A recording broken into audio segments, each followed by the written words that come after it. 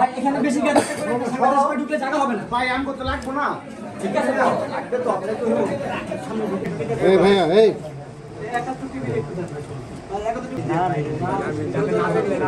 ভাইয়া এই পাঞ্জাবি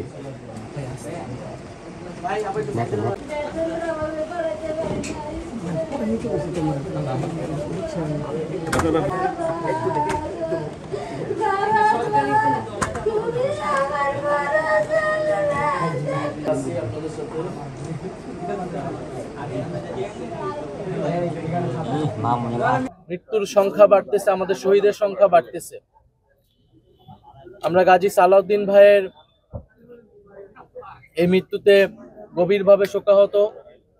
আমরা সরকারের প্রতি দৃঢ়ভাবে বলতে চাই, আমাদের যারা গণ অভ্যুত্থানে আহত যোদ্ধা যারা রয়েছেন, এখনো যারা কাতরাচ্ছেন, এখনো যাদের শরীরে স্পিনটার রয়েছে, যারা নানাভাবে অঙ্গ ক্ষতিগ্রস্ত রয়েছে, তাদের সর্বাত্মকভাবে সর্বোচ্চ পরিমাণে যতটুকু সহযোগিতা করা প্রয়োজন, চিকিৎসার নেওয়া প্রয়োজন, সেটুকু যাতে সরকারের জায়গা থেকে করে। এবং এই চিকিৎসা, অনেকে যে ক্ষতিগ্রস্ত হয়েছে, এটা তাদের দীর্ঘমেয়াদী চিকিৎসা প্রয়োজন।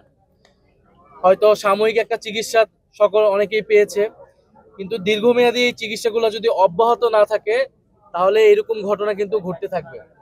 ফলে এখন আমরা নির্বাচনের ডামাডোলে যাতে আমাদের এই আহত ভাইদের কথা, আমাদের এই শহীদ পরিবারদের কথা ভুলে না যাই, না হলে আমাদের এই গাজী সালাউদ্দিন ভাইয়ের মতো এরকম অনেকেই কিন্তু মৃত্যুবরণ করতে থাকবে। ফলে যে আমরা 300 আসনই আমাদের লক্ষ্য।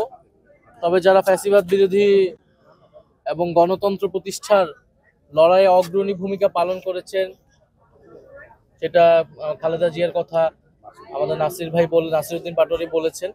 ওনাদের বিষয়ে আমরা ওনাদের সম্মানে হয়তো আমরা সেসব জায়গায় আমরা প্রার্থী দিব না, বাট এছাড়া আমাদের সর্বাধিক আসনে আমরা আমাদের প্রার্থী শাপলাকলির জন্য আমরা প্রার্থী দিব এবং বাংলাদেশের মানুষের কাছে আমরা সেই আহ্বান জানিয়েছি।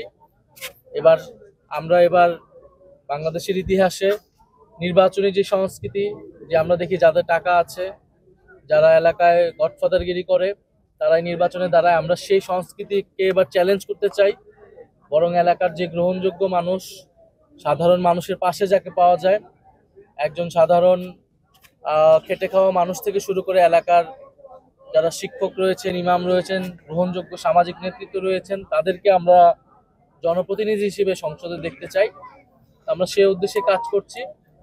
আর সমঝোতা বা জোট বা এটা আমরা বলেছি, এটা অবশ্যই একটা রাজনৈতিক বা আদর্শিক জায়গা থেকে হতে পারে। যদি সেরকম কোনো সম্ভাবনা তৈরি হয়, যেমন জুলাই সনদের বিষয়টা আছে, জুলাই সনদে এই আমাদের যে সংস্কারের দাবিগুলো আছে, এই দাবিগুলোর সাথে যদি কোনো দল ঐক্যবদ্ধ বা সংহতি প্রকাশ করে, সেক্ষেত্রে আমরা জোটের বিষয়টা হয়তো বিবেচনা করব। বাট আমরা এখন পর্যন্ত এককভাবেই আগাচ্ছি। কবে নাগাদ প্রার্থী ঘোষণা করতে পারেন?